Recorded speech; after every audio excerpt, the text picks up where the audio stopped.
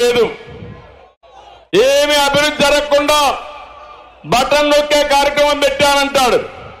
నేను అడుగుతున్నా మిమ్మల్ని అందరినీ, మీకు ఇచ్చేది 10 రూపాయలు, మీ దగ్గర దోచుకునేందుకు తమ్ముళ్ళు 100 రూపాయలు అవునా కాదా అని మిమ్మల్ని అడుగుతున్నా.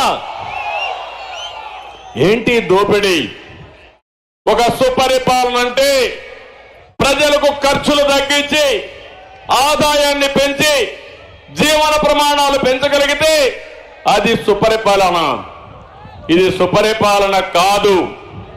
మీరు ఒక్కసారి గుర్తుపెట్టుకోండి, 25 సంవత్సరాల కంటే ముందు నేను ఐటీని ప్రమోట్ చేశా, ఒక విజన్ ఇచ్చా దూరదృష్టితో. ఇంకో పక్క హైదరాబాద్ ని కేంద్రంగా తెలుగు వారి కోసం ఒక రాజధానిని అభివృద్ధి చేశాం.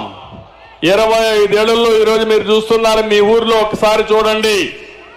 మీ ఊర్లో నేను చెప్పినప్పుడు బాగా చదువుకున్న వ్యక్తి హైదరాబాద్కి వెళ్ళాడు, బెంగళూరుకి వెళ్ళాడు, అమెరికాకి వెళ్ళాడు, లండన్కి వెళ్ళాడు. అక్కడ ఉండే వాళ్ళకంటే ఎక్కువ ఆదాయం సంపాదిస్తున్నారు. అది తెలుగుదేశం పార్టీ చూపించిన దారి, అది తెలుగుదేశం పార్టీ ముందు చూపు. అభివృద్ధి జరగాలంటే శ్రద్ధ పెట్టాలి. అభివృద్ధి జరిగితే సంపద సృష్టించబడుతుంది. ఆ సంపద వల్ల ఆదాయం పెరుగుతుంది. ఆ ఆదాయాన్ని సంక్షేమ కార్యక్రమాలకు పెడితే ప్రజలకు న్యాయం జరుగుతుంది. ఈ రోజు అన్ని పోయే పరిస్థితికి వచ్చాయి. ఈ రోజు ఈ ప్రభుత్వానికి సంపద సృష్టించడం తెలియదు. అదే మరికి ఈ పిల్లలకు ఉద్యోగాలు ఇవ్వడం తెలియదు. ఇక్కడ ఉన్నారు మా తమ్ముళ్ళు, ఎంత హుషారుగా ఉన్నారో చూశాను. మొత్తం ఎక్కడ చూసినా యువతే. నేను ఒకటే యువతను కోరుతున్నా, జాబ్ క్యాలెండర్ వచ్చిందా తమ్ముళ్ళు అని మిమ్మల్ని అడుగుతున్నా. డిఎస్సీ పెట్టారా అని మిమ్మల్ని అడుగుతున్నా. పెట్టుబడులు వచ్చాయని మిమ్మల్ని అడుగుతున్నా. ఏ ఒక్కరికైనా ఒక ఉద్యోగం వచ్చిందా అని మిమ్మల్ని అడుగుతున్నా. ఈ రోజు జాతీయ స్థాయిలో ఒక సర్వే జరిగింది. ఎక్కువ నిరుద్యోగులుండే రాష్ట్రం ఆంధ్రప్రదేశ్ రాష్ట్రం. ఒకప్పుడు ఎక్కువ ఉద్యోగాలు ఇచ్చే రాష్ట్రం ఆంధ్రప్రదేశ్ రాష్ట్రం. మళ్ళీ జాబు కావాలంటే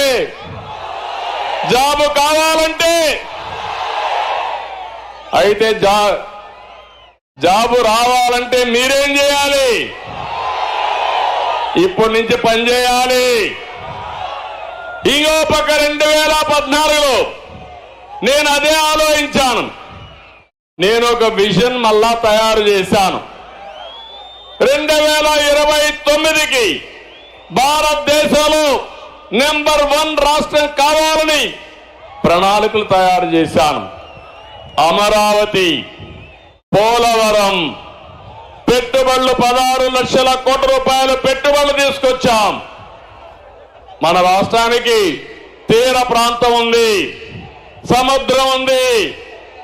ఇక్కడ కానీ ఇండస్ట్రీస్ పెడితే బ్రహ్మాండంగా ఉద్యోగాలు వస్తాయి.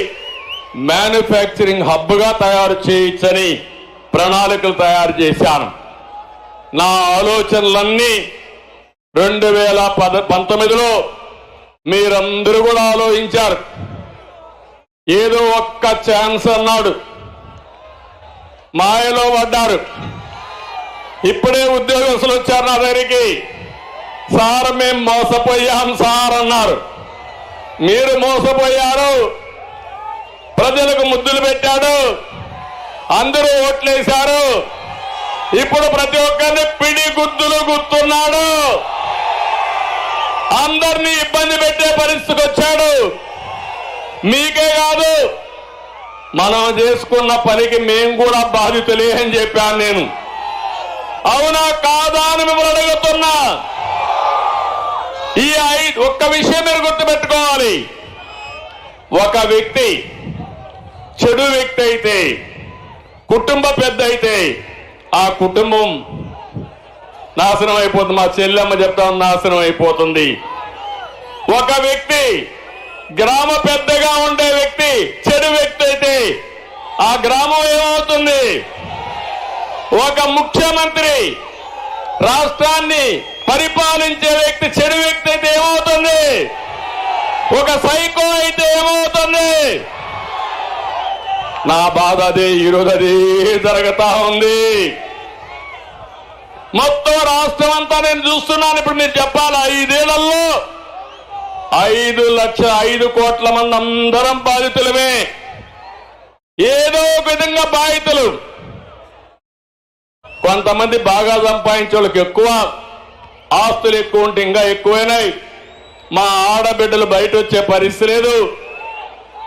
భర్త కళ్ళ ముందరనే మా ఆడబిడ్డలకు రక్షణ లేదంటే, నిన్ననే విశాఖపట్నంలో ఒక దళిత మహిళ పైన 11 మంది మానభంగం చేశారంటే ఈ రాష్ట్రం ఎక్కడికి పోతుందో మీరే ఆలోచించాల్సిన అవసరం ఉంది. నేను ఆ రోజు కరువు సీమలో కియా తెచ్చాను. జగన్ మాఫియా తీసుకొచ్చాడు. ఆ రోజు మన యువతకి ఉద్యోగాలు తెచ్చాం. ఇతను ఈ రోజు యువతకు గంజాయి ఇస్తున్నాడు. ఇంకో పక్క మనం పెట్టుబడులు తెచ్చాం. ఇతను టెర్రరిజం తీసుకొచ్చే పరిస్థితికి వచ్చాడు. మనం ఐటీ ఉద్యోగాలు ఇచ్చాం. ఈయనిచ్చిన ఉద్యోగాలేంటి? ఏ ఉద్యోగాలు ఇచ్చాడు? 5,000 రూపాయలు వాలంటరీ ఉద్యోగం. మనం ఇచ్చింది ఐటీ ఆయుధాన్ని ఇచ్చాం. దానితో ప్రపంచాన్ని జయించే శక్తి తెలుగుదేశం పార్టీ నా తమ్ముళ్ళు యువతకి ఇచ్చింది. అది తెలుగుదేశం పార్టీ సత్తా. బాధుడే బాధుడు, మామూలు బాధుడు కాదు, వీర బాధుడు. నిత్యావసర వస్తువులు ఏమన్నా కొనే పరిస్థితిలో ఉన్నారా? ఏమమ్మా వంట చేసే పరిస్థితిలో ఉన్నారా మీరు? నిత్యావసర వస్తువుల ధరలన్నీ పెరిగాయి. బియ్యం దగ్గర నుంచి ఉప్పు, పప్పు, కూరగాయలు అన్ని పెరిగిపోయే పరిస్థితి వచ్చింది. సామాన్య మానవుడు బ్రతకలేని పరిస్థితికి వచ్చాడు. దేశంలోనే పెట్రోల్, డీజిల్ ఎక్కువ ధరలకు చిరునామా ఆంధ్రప్రదేశ్ అయింది. కరెంటు ఛార్జీలు 9 సార్లు పెంచారు. నేను ఒక్కసారి కూడా పెంచలేదు. మళ్ళీ హామీ ఇస్తున్నా, సమర్థవంతమైన పాలన ఉంటే కరెంటు ఛార్జీలు పెంచే పని లేదని మీ అందరికీ విజ్ఞప్తి చేస్తున్నా. ఎందుకు పెరిగాయని అడుగుతున్నా.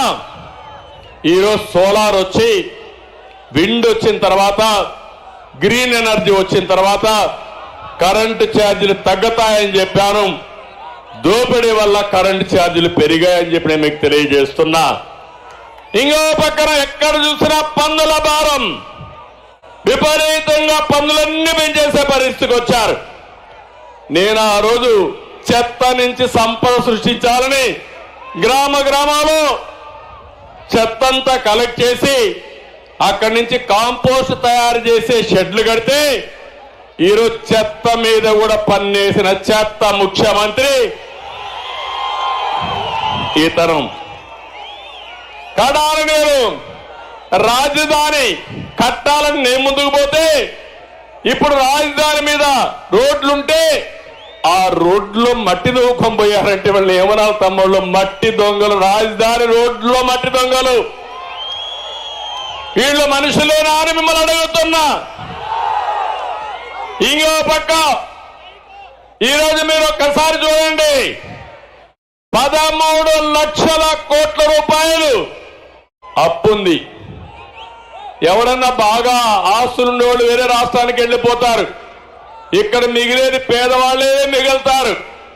ఆ అప్పు ఎవరు కట్టాలి? మీరు వాడే నిత్యావసర వస్తువులు, మీరు వాడే పెట్రోల్, డీజిల్, మీరు వాడే కరెంటు, దీని మీదనే ఇవన్నీ పడతాయి. అంటే మన రాష్ట్ర ఆదాయం ఎంతుందో, అంటే స్థూలంగా జిఎస్డిపి అంటారు, మీ అందరి ఆదాయం ఎంతుందో అంత అప్పు రాష్ట్రం పైన ఉంది. ఇది తప్పకుండా మనమే కట్టాలి. ఈ విషయం కూడా చూడాలి. మన ఆదాయం గవర్నమెంట్ ఆదాయానికంటే ఈరోజు మనం కట్టవలసిన అప్పులకు వడ్డీ అప్పులు ఇన్స్టాల్మెంట్స్ కి సరిపోయే పరిస్థితి వస్తా ఉంది. ఈ రోజు రాష్ట్రంలో ఎక్కడ చూసినా రైతు ఆత్మహత్యలు, ఇరిగేషన్ ప్రాజెక్ట్స్ రివర్స్ లో పోతున్నాయి.